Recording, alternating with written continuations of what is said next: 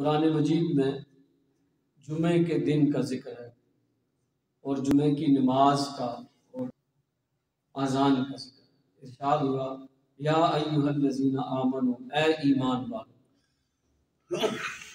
یا ایھا الذین آمنو کی جو اصطلاح ہے قرآن مجید میں ان لوگوں کے لیے استعمال ہوتی ہے جنہوں نے نبی اکرم صلی اللہ علیہ وسلم کا کلمہ پڑھا، جنہوں نے زبان سے یہ شہادت دی ہو، کیا؟ اشہد ان لا الہ الا اللہ واشہد ان محمدا عبدہ ورسولہ، یعنی ہم یہ پہچان ہے مدنی صورت۔ جب بھی یا ایھا الذین آمنو آئے گا تو اس کا مطلب آپ سمجھ جائیں کہ یہ مدنی صورت ہے۔ قرآن مجید دو طرح کی صورتوں میں ڈیوائیڈڈ ہے، مکی صورتیں اور مدنی صورتیں۔ تو اس میں جمعے کی نماز کا، جمعے کی اذان کا ذکر ہے۔ یا ایھا الذین آمنو اذا نودی للصلاۃ، اے ایمان والو جب نماز کے لیے اذان دی جائے من یوم الجمعہ، جمعے کے دن، فاسعوا الی ذکر اللہ، تو بس پھر تم کیا کرو؟ کوشش کرو، جدوجہد کرو، الی ذکر اللہ، نماز کے لیے، خطبہ سننے کے لیے مسجد میں پہنچنے کی کوشش کرو۔ یعنی جب اذان ہو جائے تو اس کے بعد فقہا یہ کہتے ہیں کہ کوئی بھی کام کرنا حرام ہے، پھر سارا کام کیا ہے؟ فاسعوا الی ذکر اللہ، کوشش کرو اپنے آپ کو دنیا کے کاموں سے نکال کے مسجد میں لے کے آؤ۔ ذکر اللہ، ذکر اللہ میں دو چیزیں، قرآن مجید یہ کہتا ہے کہ اقم الصلاۃ لذکر، نماز قائم کرو میرے ذکر کے، اور اسی طرح یہ جو ظہر کی نماز میں سے 2 رکعتیں کم کر کے تو 2 خطبے اس کی جگہ لائے گئے، وہ بھی اللہ کا ذکر۔ تو کہا کہ وذروا البیع، اور اپنے تمام کام چھوڑ دو۔ یہ جو تجارت ہے، یہ جو آپ لوگ اپنے کالج میں تعلیم حاصل کر رہے ہیں، یہ بھی علم نہیں ہے، ہنر ہے۔ ہنر کس لیے اختیار کیا جاتا ہے؟ تجارت کے لیے۔ تو یہ جتنی بھی تعلق جو دنیا کمانے سے ہے، ہنر سیکھنا ہے، ہنر پہ کام کرنا ہے، تو کہا کہ اس کو چھوڑ دو۔ وذروا البیع، اپنے جتنے بھی معاملات ہیں ان کو ترک کر دو، اور کیا کرو کہ تم فاسعوا الی ذکر اللہ، کوشش کرو، جلدی کرو، سستی سے کام نہ لو، جلدی کرو، اللہ کے ذکر کی طرف آؤ۔ ذالکم خیر لکم ان کنتم تعلمون، اگر تمہیں اس کا علم ہو جائے تو یہی بہتر ہے، یہی کام بہتر ہے کہ جمعے کی اذان کے بعد اللہ کے ذکر کے لیے، نماز کے لیے، خطبہ سننے کے لیے مسجد میں آنا یہی بہتر ہے، باقی کام تم نہ کرو۔ فَإِذَا قُضِيَتِ الصَّلَاةُ، ہاں جب نماز ادا کر چکو، فَانْتَشِرُوا فِي الْأَرْضِ، پھر جاؤ زمین میں، وَابْتَغُوا مِنْ فَضْلِ اللَّهِ، اللہ کا فضل تلاش کرو۔ فضل کیسے تلاش کرتے؟ کاروبار کرو، رزق حاصل کرو، کام اپنے دوبارہ سے شروع کرو، یہ نہیں کہ جمعے کے بعد چھٹی ہو جائے۔ فَإِذَا قُضِيَتِ الصَّلَاةُ فَانْتَشِرُوا فِي الْأَرْضِ وَابْتَغُوا مِنْ فَضْلِ اللَّهِ وَاذْكُرُوا اللَّهَ، وہاں جا کے بھی اب اللہ کا ذکر کرو، دل تمہارا اللہ کے ساتھ لگا رہے، ہاتھ تمہارے جو ہے وہ کام میں لگے رہے۔ وَاذْكُرُوا اللَّهَ كَثِيرًا لَعَلَّكُمْ تُفْلِحُونَ، اگر تم فلاح چاہتے ہو، کامیابی چاہتے ہو، تو کیا کرو؟ ادھر بھی اللہ کا ذکر۔ ذکر کیا ہے؟ استحضار اللہ فی القلب، وہ جس اللہ کی نماز پڑھ کے آئے ہو وہ دل میں موجود رہے، یہ نہیں کہ کاروبار کرتے ہوئے اللہ دل میں سے غائب ہو جائے، بے ایمانی شروع کر دو، نہیں، اب بھی اللہ تمہارے دل میں موجود رہے اور تم اللہ کا دھیان کر کے کاروبار چھوڑو، فضل تلاش کرو۔ جو بھی اپنے بزنسز، وہ جو کہا تھا کہ وذروا البیع، اپنی تجارت کو بند کر دو، اب شروع کر دو تجارت دوبارہ، نماز پڑھنے کے بعد جب تم نماز سے فارغ ہو جاؤ، لعلکم تفلحون، یہ کام کرو گے تو تمہیں جنت ملے گی، تم کامیاب ہو جاؤ گے، تم ابدی زندگی میں کامیاب ہو۔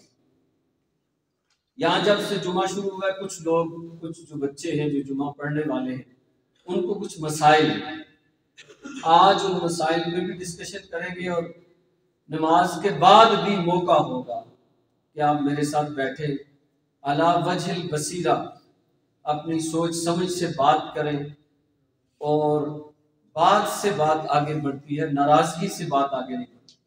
بات کریں کہ بات کیا ہے، یا میں آپ کی بات سمجھ جاؤں یا آپ میری بات سمجھ جائیں، اور دلیل کے ساتھ بات کی جائے۔ تو سب سے جو پہلی بات ہے جس کا ذکر قرآن مجید میں بھی آیا،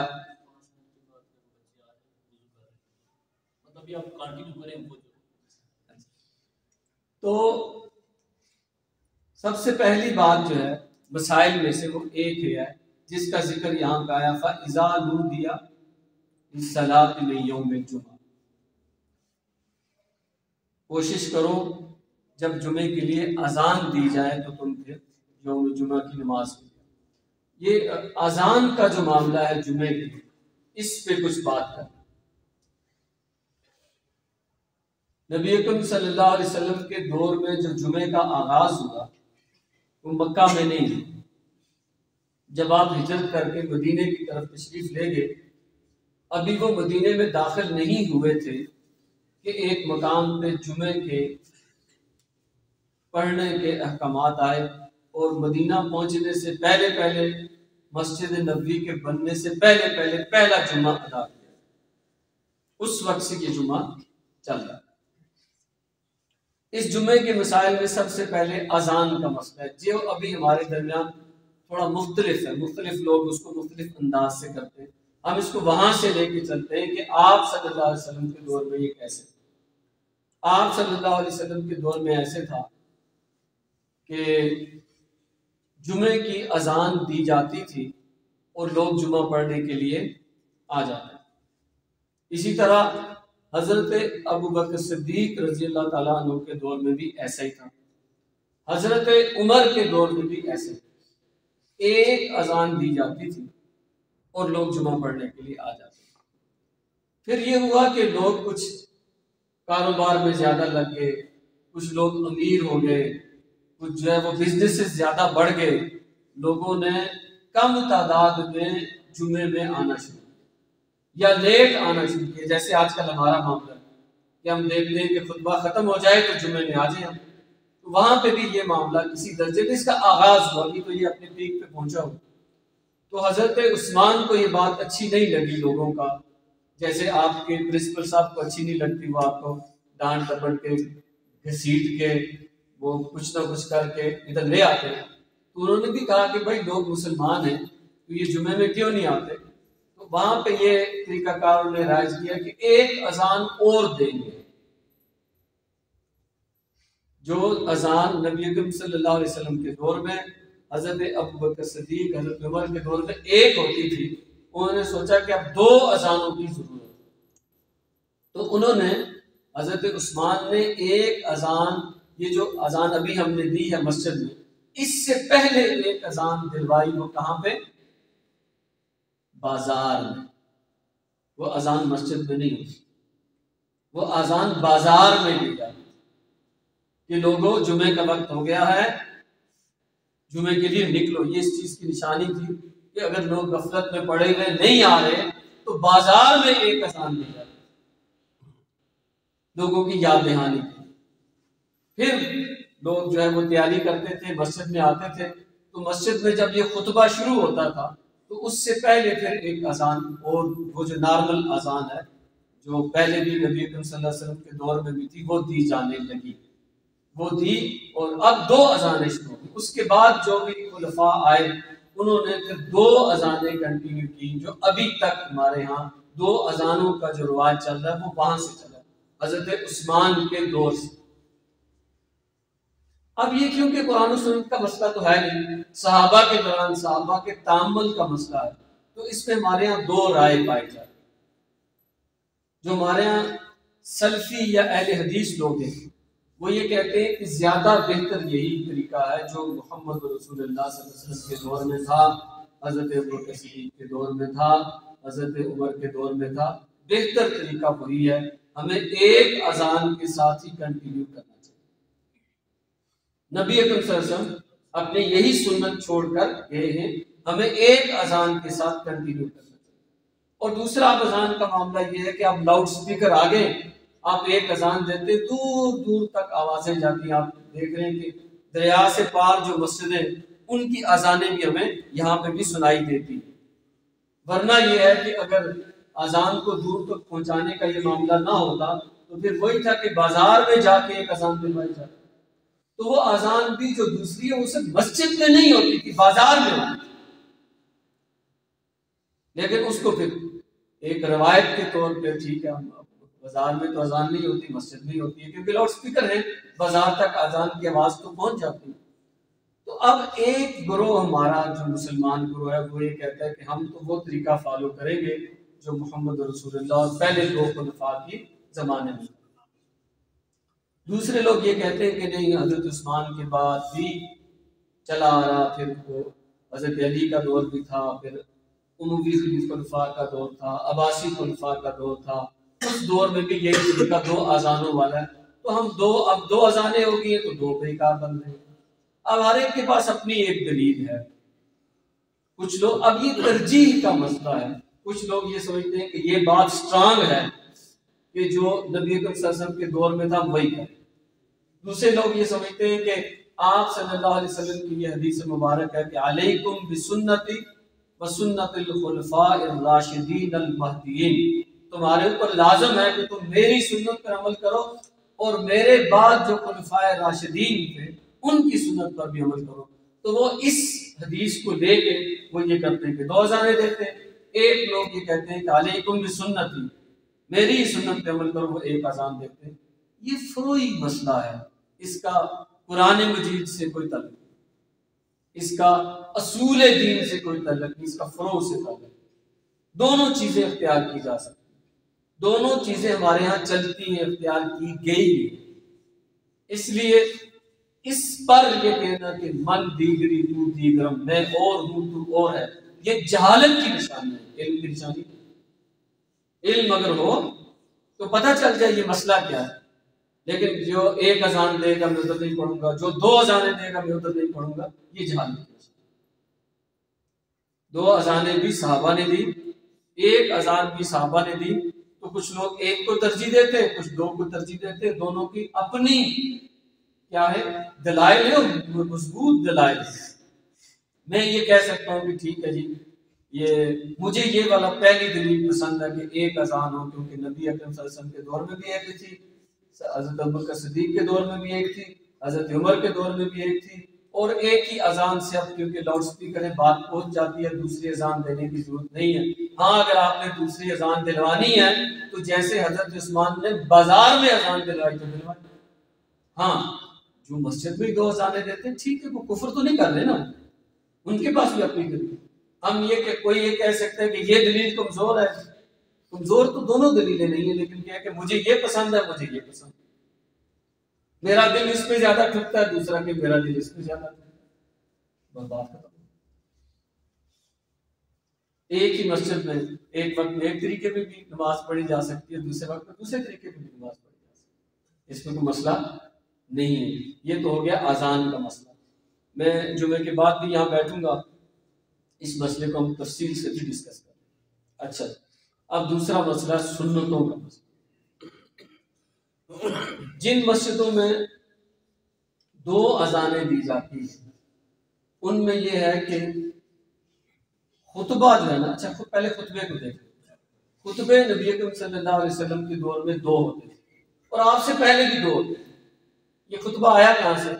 عربوں کا یہ معاملہ تھا کہ جب بھی کوئی دو گروہ، دو پارٹیاں، دو خاندان کسی شادی بیاہ میں کسی جگہ پہ اکٹھے ہوتے تھے تو انہوں نے اپنے خطیب رکھے ہوتے۔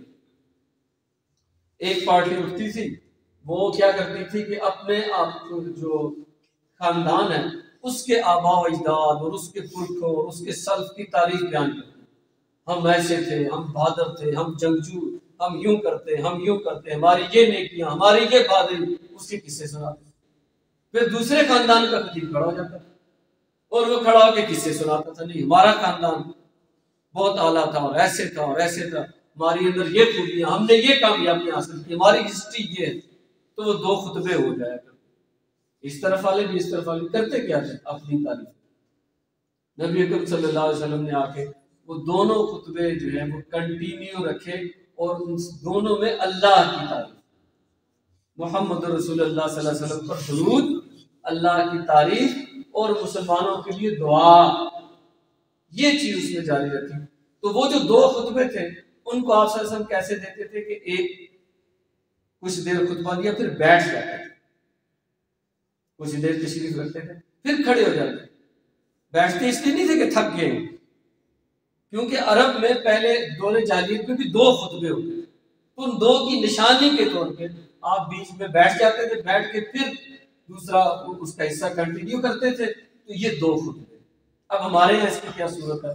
وہ دو خطبے تو ہوتے ہیں عربی میں، اس کی تو ہمیں سمجھ ہی نہیں آتی، ہماری ماشاءاللہ عربی سے اتنا تعلق ہے، کچھ بھی پڑھ لیا جائے تو وہ جو ہے نا، وہ ایک ہمارے جیسے صاحب جو ہے عرب میں گئے تو وہاں پہ ایک عربی عبارت لکھی ہوئی، اس کو چومنے لگے، تو کسی نے کہا کہ بھائی کیوں چوم رہے ہیں؟ عربی لکھی ہے۔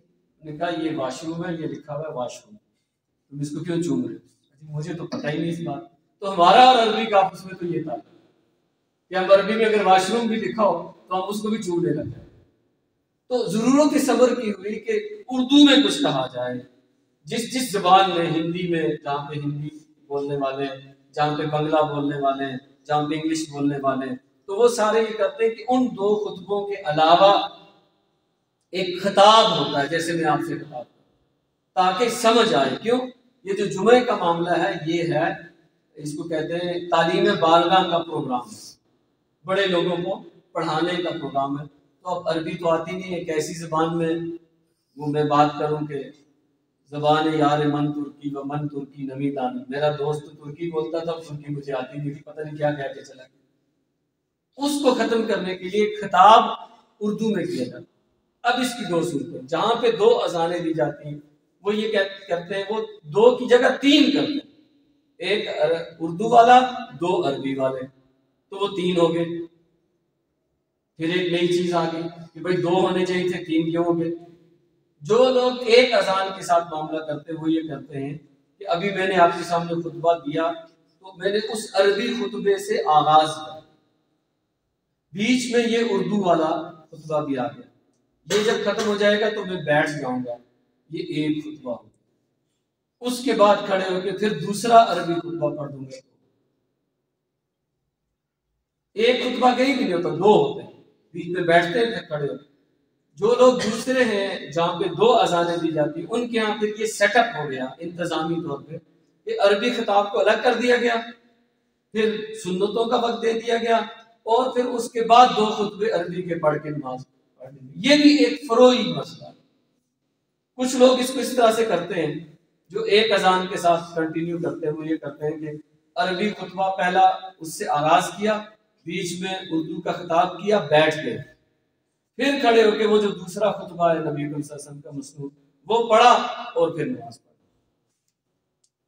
اس میں سنتوں کا مسئلہ رہ جاتا ہے، سنتے کی بجائے ایک لوگ تو ہیں کہ وہ دوسری اذان سے پہلے پہلے سنتوں کا وقت دے دیتے، یہ طریقہ کار بھی نبی اکرم صلی اللہ علیہ وسلم کے دور میں نہیں تھا۔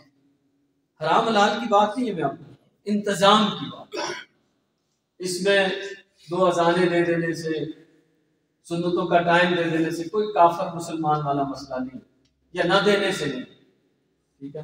اب جو لوگ سنتوں کا وقت نہیں دیتے وہ کیا کہتے ہیں؟ کہتے ہیں کہ دیکھیں نبی اکرم صلی اللہ علیہ وسلم کے دور میں بھی جب سنتوں کا وقت نہیں دیا جاتا تھا تو آپ کا ارشاد تھا کہ جو شخص بھی مسجد میں آئے وہ دو سنتیں پڑھ کے بیٹھ سکے، جو شخص بھی مسجد میں آئے وہ دو سنتیں پڑھ کے بیٹھ سکے، اور اگر کسی کو توفیق ہو تو وہ جو اذان ہوتی ہے اس اذان سے پہلے آ جائے اور دو دو کر کے سنتیں پڑھتا رہے۔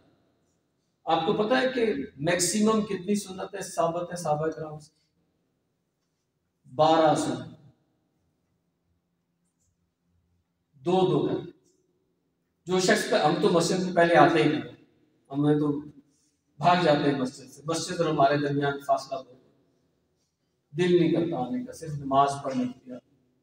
تو صحابہ کرام کے لیے یہ تھا کہ جو لوگ پہلے آ جائیں ان کو زیادہ موقع مسجد میں بیٹھنے کا ملے، تو وہ دو دو کر کے رکعتیں پڑھتے جائیں، اور میکسیمم جو رکعتیں ثابت ہیں وہ 12 رکعتیں۔ تو آپ 12 سنتیں تک پڑھ سکتے ہیں.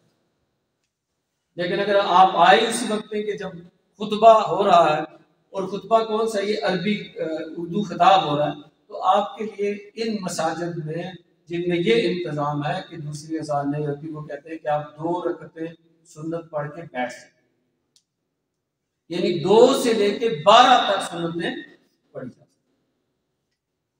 اب یہ انتظامی مسئلہ ہے کہ ایک جگہ پہ کیونکہ دوسری اذان ہونی ہے تو وقت دے دیا انہوں نے، ایک جگہ پہ کیونکہ دوسری اذان نہیں ہوتی تو وہ نبی اکرم صلی اللہ علیہ وسلم کے ارشاد کے مطابق آپ آئیں، بیٹھنے سے پہلے 2 رکعت پڑھیں اور پڑھ کے بیٹھ سکتے. تو 2 سے لے کے 12 تک سنتیں ثابت ہیں. کہاں سے؟ مسجد جمعے کی جو 2 رکعت نماز ہے اس سے پہلے. یہ بھی میرے بھائی ایک فروعی مسئلہ ہے، ایک انتظامی مسئلہ ہے. یہ بھی کوئی دین کا حرام حلال کا مسئلہ تو نہیں ہے کہ جسے آپ دیکھیں گے ایسے کریں گے تو حرام ہو جائے گا، ایسے کریں گے. یہ ساری باتیں کتابوں میں موجود ہیں. تو پہلی سنتوں کا یہ معاملہ ہے کہ آپ آئیں، جب بھی تشریف لائیں کوشش کریں کہ پہلے آ جائیں. زوال کا جو وقت ہے وہ ہوتا ہے 12:30، 12:25 تک آپ نماز نہیں پڑھ سکتے، وہ نصف النہار کا معاملہ. ہمارے یہاں 12:25 جب ہو جائے اس کے بعد آپ نماز پڑھ سکتے. آپ 12:30 پونے 1 بجے آ جائیں، آ کے 2 سنتیں پڑھیں اور 2 اور پڑھیں، 2 اور پڑھیں، 12 تک آپ پڑھ سکتے. یا یہ کہ موقع نہ ہو آپ آئیں تو مولوی صاحب جو ہے وہ عربی خطاب کر رہے ہوں، آپ آرام سے 2 سنتیں پڑھ کے بیٹھ. یہ طریقہ کار اقرب للسنہ ہے. ایک گروہ یہ کہتا ہے، ایک گروہ یہ کہتا ہے اقرب للسنہ کا مطلب سنت کے زیادہ قریب ہے. جو دوسرا طریقہ کار ہے وہ بھی حرام نہیں ہے بھائی. جو پہلے طریقے پہ عمل کرتے ہیں وہ یہ نہیں کہتے دوسرا طریقہ کار حرام ہے. ہاں کچھ لوگ کہہ دیتے ہیں یہ بدعت ہے کہ جی نبی کے دور میں ایک چیز نہیں تھی، اب ہے تو یہ بدعت. لیکن اکثریت یہ کہتی ہے کہ اقرب للسنہ یہ ہے. لیکن ہمارے یہاں کی زیادہ مساجد حنفی ہے، ان میں وہ دوسرا طریقہ کار رائج ہے، وہ اس طریقے سے پڑھتے ہیں. ہم ہر چیز کو جب پڑھتے نہیں ہیں نا، جب اس پہ ہم دیکھتے نہیں ہیں کہ اب یہ جو عدالت کا جج ہوتا ہے نا، وہ کبھی بھی ایک طرف کی بات سن کے فیصلہ نہیں دیا تھا. وہ ہمیشہ 2 طرفہ بات سنتا ہے، بات سن کے پھر فیصلہ کرتا ہے. آپ خود جج ہے نا اپنے، میں نے کیسے نماز پڑھی، تو آپ دونوں طرف کی بات سن لیں، آپ کو جو مناسب لگے. ہم کیا کرتے ہیں، نماز ہی چھوڑ دیتے. چلو یہ سب سے برا عمل ہے، سب سے بڑی جہالت کا طریقہ کار ہے کہ ہم نماز ہی چھوڑ. تو سنتوں کا معاملہ بھی اسی طرح. اور پھر جمعے کی نماز کے بعد جو سنت ہے وہ 4 سنت ہیں. ان کے بارے میں ترجیح یہ کہا گیا کہ 2 مسجد میں پڑھ لو، 2 گھر میں جا کے.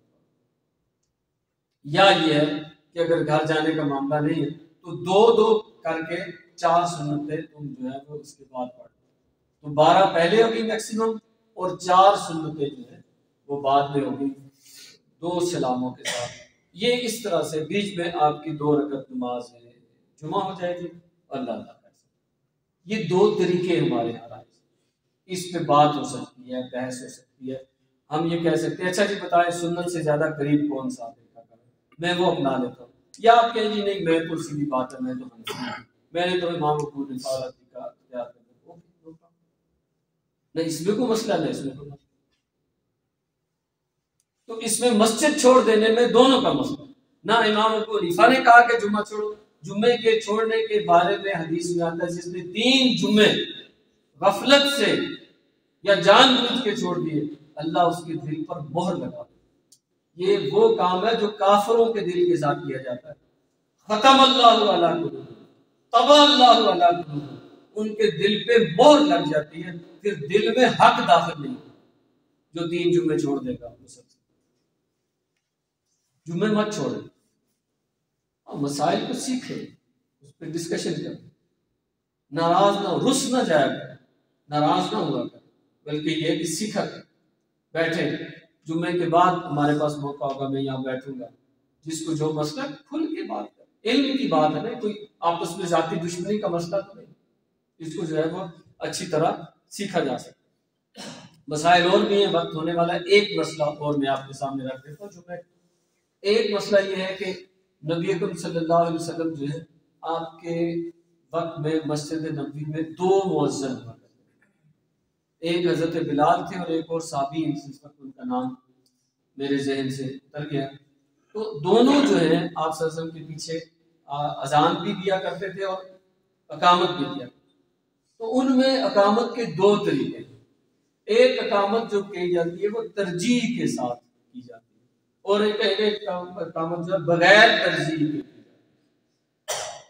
نماز جو اذان ہے وہ ترجیح کے ساتھ ہوتی ہے، اس میں جو الفاظ ہیں حی علی الصلاح، حی علی الصلاح، ترجیح 2 دفعہ پڑھیں، حی علی الفلاح، حی علی الفلاح 2 دفعہ پڑھیں۔ تو اقامت میں بھی دونوں طریقے تھے، آپ صلی اللہ علیہ وسلم آگے کھڑے ہوتے تھے، ایک صحابی پیچھے کھڑے ہوتے تھے، حضرت بلال کو ترجیح کے ساتھ اقامت کہہ رہے تھے، دوسرے کھڑے ہوتے تھے وہ بغیر ترجیح کے، ایک دفعہ حی علی الصلاح، ایک دفعہ حی علی الفلاح پڑھتے تھے، اس طرح سے کہتے ہیں۔ یہ دونوں عمل مسجد نبوی میں محمد رسول اللہ صلی اللہ علیہ وسلم کے پیچھے ہوتے رہے، آپ نے کسی کو منع نہیں، بھئی یہ منع کرنے والی بات نہیں ہے، دونوں طریقے رائج تھے مسجد نبوی۔ اب اس پہ کوئی کہے کہ میں اور ہوں تو اور ہے، یہ طریقہ کفر ہو گیا، وہ تو طریقہ کار حضرت محمد صلی اللہ علیہ وسلم کی مسجد مبارک میں جب آپ مصلی پہ کھڑے تھے آپ کے پیچھے ہوتا ہے، تو کون اس کو ناجائز کہہ سکتا ہے؟